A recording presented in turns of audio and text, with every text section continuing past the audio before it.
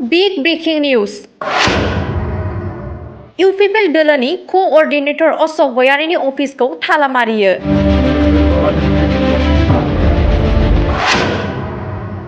सोलायनायनि स्ल'गानजों फैनाय UPPL दोलोनि जाख्ल'नायनि अजद।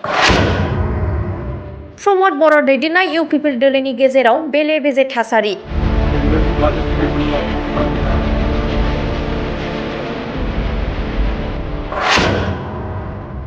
UPPL दोलोनि दैदेनगिरि अशक गयारिनि सायाव जाख्ल'नायनि अजद।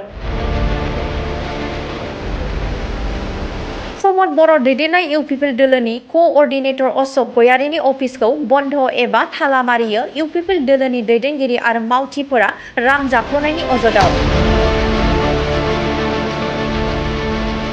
गावजों गाव UPPL दोलोआव गुलाय-गुजाय एबा सरकार खुंनायाव बेले-बेजे जानायखौ नुनो मोनगासिनो।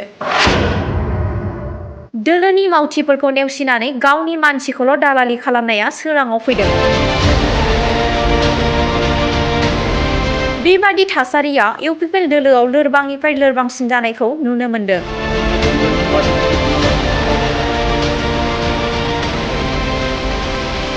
थारैनो प्रमद बर'आ गावनि दोलोनि दैदेनगिरि आरो मावथिफोरखौ सामलायनो हायाखै नामा?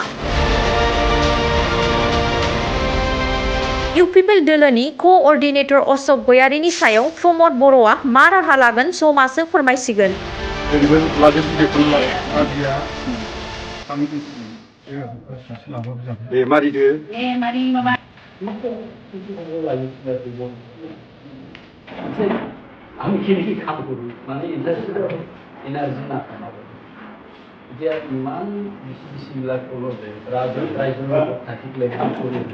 এনেকৈ প্ৰচেষ্টিং যদি হয় আপুনি যদি গেলু নোপোৱা নিচিনা হয় কিন্তু নিচিনা কাম কৰিব আজি যেনেকৈ একবাৰ হ'ল আৰু আকৌ একবাৰ ওলাল আৰু অহা বছৰ